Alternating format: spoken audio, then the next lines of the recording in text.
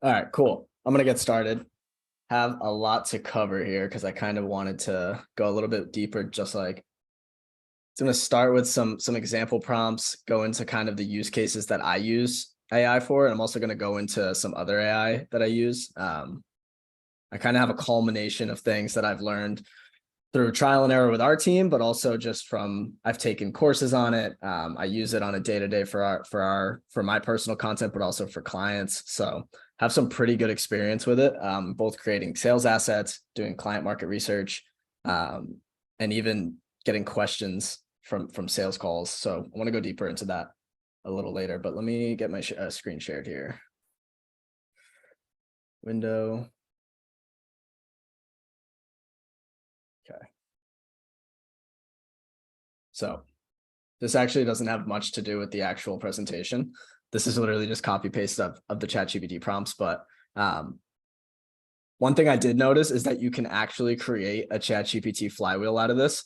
So what I mean by flywheel is it kind of just keeps going around in a circle cyclically. Like you could talk to ChatGPT for 30 to 40 minutes straight about the same thing, just going back and forth, getting prompts, getting threads, getting ideas. And you'll see what I mean in a second. So this is what I was alluding to, Brandon. I was like, for some reason, when I was doing this, I was just thinking of you. So naturally, this entire thing, as an example, is going to be about 35-year-old men with 9-to-5 desk jobs, helping them lose weight. So pretty cool there. Yeah, so this is pretty cool. So I'm just going to start from the top. I've done this for so many different people. The thing that I find that works here is starting with kind of the generic client avatar. So right here, I'm going to write a Twitter thread about how I helped. Well, I have to let someone in. I'm going to write a Twitter thread about how I helped 35-year-old man with 9-to-5 desk job lose 23 pounds in 8 weeks without calorie counting, without this, without that. And how should I structure this Twitter thread in order to attract more people like that man? You have to be ultra specific. Don't say please or anything like that. I used to do that, but it messes it up. So it's just going to give you some basic stuff here. And this stuff is just kind of a baseline. You're setting a baseline for the conversation. So to attract more people like him, structure your thread this way, right? Intro, personal story, mindset shift, holistic approach, whatever, right? So I asked, what are some pain points, some more pain points I can address to attract 30-year-old men who work 9-to-5s? And then it's going to give me a whole list of pain points: time constraints, lack of motivation, sedentary lifestyle, emotional eating.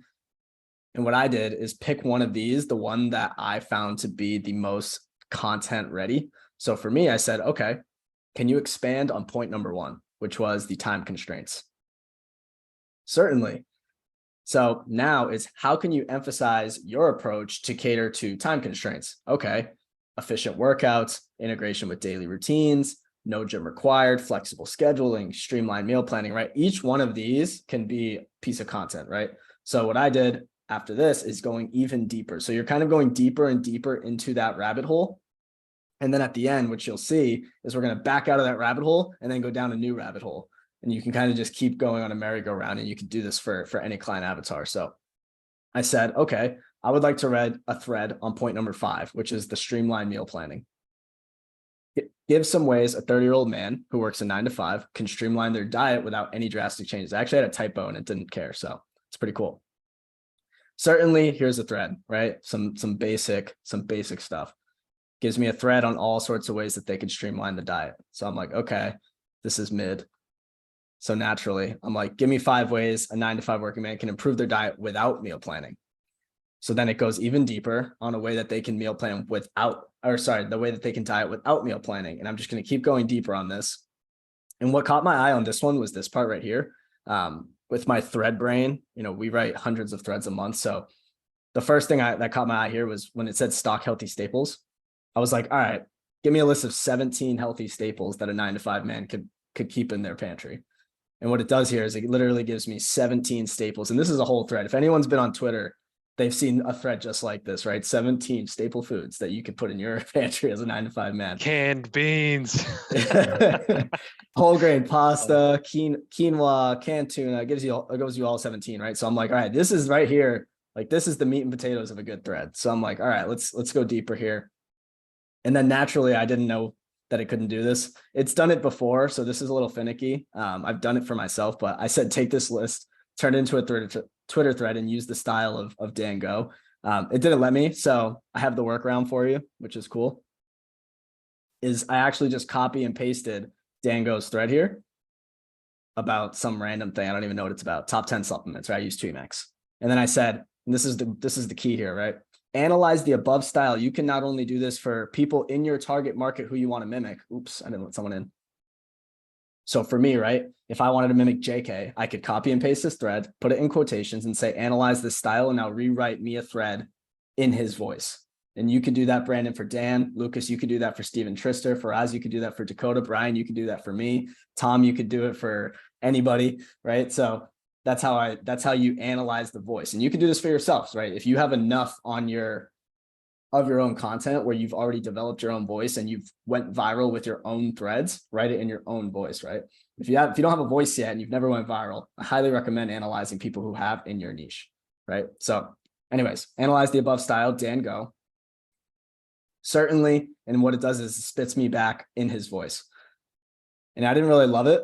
So you'll see what I do here to kind of threadify it. Me and my team like to call it threadifying. So we threadify this, ready? It's all good stuff so far. I'm like, hashtags are dead. So I'm like, rewrite this with no hashtags and no emojis because those are corny, right? So now we've got no hashtags and no emoji. Now we've got something here, right? This is almost perfect. So I'm like, all right. And if you guys didn't notice, what's the first thing you notice about this thread that's not good? These exclamation points, right? Like nobody talks like that. Nobody talks like that. It's weird. So don't do that. So I scroll down, I'm like, rewrite with 1 sentence per line. So now I've got it 1 sentence per line. And what I would do here is add pictures. And you'll see I tried to add pictures with ChatGPT earlier. I obviously just cut it off because it was too long. I said rewrite in a less excited way, be emphatic and straightforward with the information because I didn't like how it was being weird. So now it's being emphatic with less information. It still has this exclamation point, which you could just edit out. But now it's being straightforward and emphatic with all of the information. And then I said add pictures, but it didn't listen to me. So just Google the pictures, right? So then I was like, all right, right here, I have a whole thread right here. I don't really have to add anything. The one thing I could add if I had more time that day is you could add a third line, maybe adding your personal opinion on it or a personal anecdote about each piece of lean protein, whole grains, right? I'm not a fitness guy, but I imagine some of this is pretty good. And if you don't agree with like legumes, you could just substitute it out for one of yours. So this gets you about 90% of the way through on a thread. And we've been on this call for like 4 minutes, right? This would take you like an hour. So now this just gets to the flywheel point, right? So I was like, all right, I'm done with that. Let's go back to the original prompt. You don't have to start anything new here.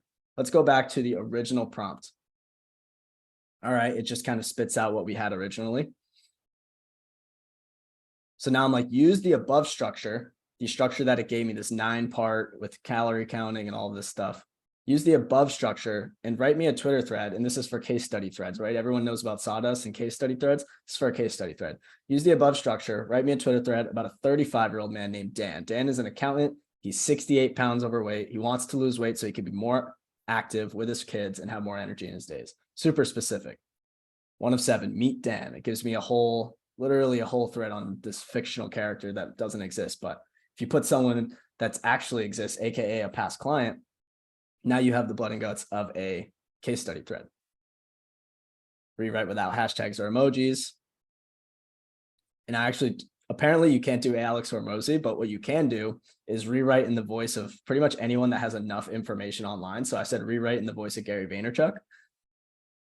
This is pretty funny. This is the story of his remarkable weight loss journey. Let's talk about Dan. It's interesting, actually. I actually liked the Gary V one better than the original one.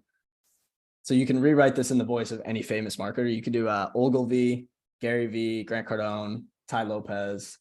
I'm not sure who else. Those are the 4 that I've tried so far. I'm sure you could probably do like Dan Locke or something like that, or anyone that's big. You probably do Jeff Bezos if you wanted.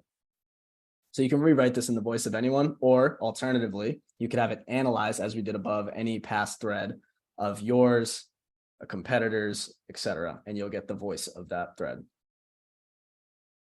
Now I wanted to go into the DMs, right? So this is even further down the rabbit hole. I'm going to reach out to men in their 30s who interact with this Twitter thread. So now you're talking about warm DMs. So for those of you who are doing outbound campaigns, warm DMs. This is great. So what are some common objections a man in his 30s who works a 9 to 5 may have? Lack of time, financial concerns, skepticism about results. And I'm sure these look familiar, Brandon. Fear of injury, motivation, accountability, perception or inconvenience, whatever. So I said, what are some ways I can address point number 6, the inconvenience aspect, before getting on the call with the prospect? Clearly communicate the convenience, showcase the time efficiency, highlight minimum equipment, stress the portability of your workouts, etc. Right? Even deeper, you could keep going. On point number 4, stress the portability of workouts. What are 9 body weight workouts a man in his 30s can do from home in 20 minutes? Now you have a whole nother thread coming, right? Here are 9 body weight workouts that a man in his 30s can do from home in just 20 minutes. Boom, 9 workouts. Record yourself doing all 9 workouts like Dan Go does. Another thread, right? But you can go even deeper. Actually, I wrote hooks too before I went deeper. So turn this list into 3, or I'm going to write this Twitter thread on this. Write me 3 potential hooks. So it wrote me 3 potential hooks. They're not great. So I rewrite without emojis. I think I ever said reduce. Yeah, start each hook with a statistic. So if you guys have seen any of my stuff, I love big numbers in my threads. So I actually said rewrite the threads and start them with statistics. So it starts them with statistics. According to recent research, 73% of people struggle to find time for the gym. It's a good one. It's a good hook. Didn't even have to learn anything. You just got the statistic right to you. And then I said, okay, 73% of people struggle to find time for the gym. 9 at-home bodyweight workouts that will sculpt your dad bod. I added that. Complete this list. So I told them to complete the list for me. You could do this without any of the above stuff, of course. You could just write this, and then it'll create your list. This is another prompt for you guys. And then it completed the list. And then I went deeper into like this, right? So now you got an objection, right? Someone DM'd you and said, or someone replied and said they can't do squat jumps. What are 2 alternatives? And I'm sure you probably know this, but I didn't. Step ups and glute bridges. It now gave me alternatives because someone can't do squat jumps because they're probably too big or something. So that's what I mean by a flywheel. And you could literally do an entire thread. Now I could ask it, give me 10 alternatives to squat, or give me 10 exercises that are knee friendly, right? And you can now go into that flywheel, and then I can just return back to the original prompt, go deeper on another point, write another thread, go through another objection, and then back to the original prompt, right? You could do this for quite literally the entire day, and you will never run out of content. So I know some people say like they don't have like content ideas or anything like that. Hold on, let me let in Ben and Harriet in here. So if you're ever struggling for content ideas, you have writer's block, go to ChatGPT and just have a back and forth about your client avatar, and you will have infinite ideas. Because if you don't agree with the points, make a tweet about the fact that you don't agree with it. Like just tweet like the main thing. Like if you don't believe in mountain climbers or something, like literally tweet that. You know what I mean? I think, and I'm going to go over this in the next episode with JK on the pod, but this guy tweeted once, it's Alex Hormozzi's editor and JK's editor. He tweeted, too many people are suppressing what they actually think, their actual unique perception on things in their content, and they just sound like everybody else. If you just say what you genuinely think, all of your unique perceptions, that'll actually build you a personal brand better than just spewing out a bunch of facts all the time, right? So like, if you don't agree with some of that stuff, put it on the timeline. That's what makes you, you. Otherwise, you're just another fitness guy giving information, right? I can get that from ChatGPT. So if you get this ChatGPT and it gives you these 9 workouts, right? Which workouts don't you agree with? Why not? Why do you like certain workouts? If it gives you push-up, squats, and mountain climbers, why do you like push-ups? Why don't you like squats? Why don't you like burpees? Why do you like planks, right? Talk about that on the timeline. If you're in fitness, that's what makes you unique from other people. Otherwise,